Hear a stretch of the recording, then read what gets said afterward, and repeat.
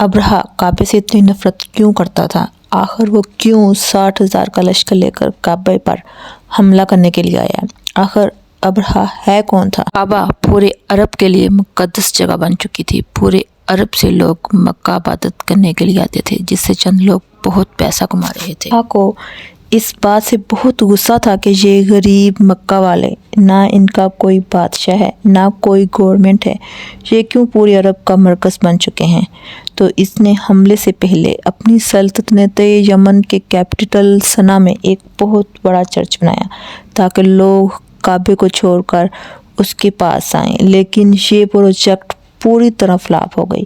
اس کے بعد ابرہہ کے پاس صرف ایک ہی آپشن تھا کہ کسی طرح کعبے کو گرایا جائے۔ ابرہہ کسی بادشاہ کے گھر میں پیدا نہیں ہوا تھا، بلکہ یہ رومن امپائر کے ایک چھوٹے سے شہر کے ایک چھوٹے سے بزنس مین کا غلام تھا۔ اصل میں مسئلہ یہ تھا کہ یمن اور حبشہ کی لڑائی بہت عرصے سے چل رہی تھی، کیونکہ یمن میں یہودی حکومت کر رہے تھے اور حبشہ میں سارے عیسائی تھے، تو ان کے درمیان ہونا کیا تھا؟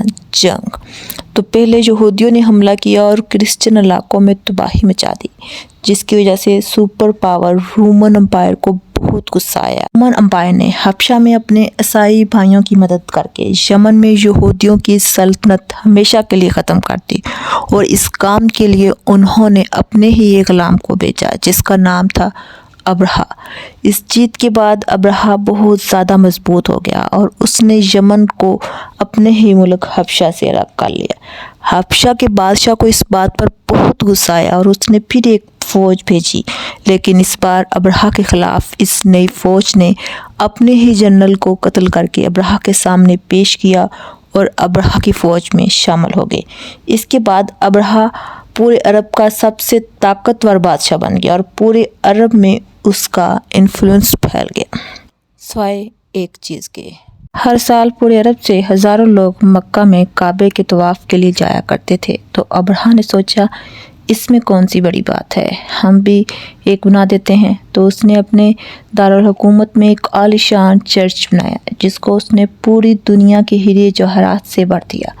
یہ عمارت پورے عرب میں سب سے خوبصورت اور عالیشان عمارت تھی، لیکن کوئی بھی اس کی عبادت کے لیے نہیں آیا، سب اسی پرانے کعبہ کی طرف جاتے رہے۔ اتنا خرچہ اور اتنا سب کچھ کرنے کے بعد بھی جب ابرہہ فیل ہوا تو اس نے کعبہ تباہ کرنے کا فیصلہ کر لیا۔ اس نے 60,000 لوگوں کی فوج جمع کی اور کعبے پر حملہ کر دیا۔ عربیوں کو پتہ تھا کہ وہ ان کا مقابلہ نہیں کر سکتے۔ کچھ قبیلوں نے لڑائی کرنے کی کوشش کی، لیکن ابرہہ نے انہیں کہا کہ وہ کوئی خون خرابہ نہیں چاہتا، وہ صرف کعبے کو گرانا چاہتا ہے تاکہ لوگ کعبے کو چھوڑ کر اس کے چرچ میں آئیں۔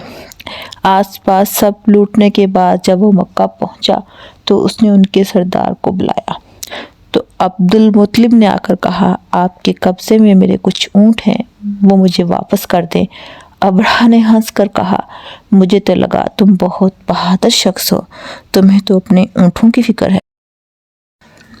تو عبد المطلب نے کہا، میں صرف اپنے اونٹوں کا مالک ہوں، اس گھر کا جو مالک ہے وہ جانے اور تم جانو، لیکن اتنا میں تمہیں بتا دوں، آج تک کوئی بھی اس گھر کو نقصان نہیں پہنچا سکا۔ اگلے دن ابرہہ نے اپنی فوج کو حملے کا حکم دیا، لیکن اس کا ہاتھی رک گیا اور بہت کوشش کے بعد بھی وہ نہیں ہلا۔ اسی وقت آسمان سے کچھ پرندے آئے اور ہر ایک کے منہ میں ایک پتھر تھا۔ یہ ایسے پرندے تھے کہ اس دن سے پہلے نہ انہیں کبھی کسی نے دیکھا اور نہ اس دن کے بعد۔ وہ ابرہہ کی فوج کے لوگوں کو ٹارگٹ کر کر کے مار رہے تھے۔ جیسے ہی پتھر ان کے جسموں کو لگتا تھا تو وہ خارش کر کر کے اپنے ہی گوشت کو نکال دیتے، حتیٰ کہ کچھ لوگوں کی ہڈیاں تک نظر آنے لگی۔ اس حالت میں یہ فوج واپس بھاگی اور ابرہہ کی 60,000 کی فوج تباہ و برباد ہو گئی۔ مکہ کے قریش کی یہ جیت پورے عرب میں پھیل گئی اور قریش عرب کے نئے بادشاہ کے طور پر سامنے آئے۔ اس واقعے کے بعد پورے عرب سے لاکھوں لوگ کعبے کے طواف کے لیے اور بھی آنے لگے۔ مکہ میں ہر سال ایک عظیم الشان میلہ سجنے لگا۔ کی دولت ڈبل ٹرپل آسمان سے باتیں کرنے لگی۔ لیکن اسی سال اچانک ایک دن ایران کے سب سے بڑے ٹیمپل میں جو آگ سالوں سے جل رہی تھی بجھ گئی، اور اسی دن مکہ میں ایک یتیم بچہ پیدا ہوا جس کا نام تھا حضرت محمد صلی اللہ علیہ وآلہ وسلم۔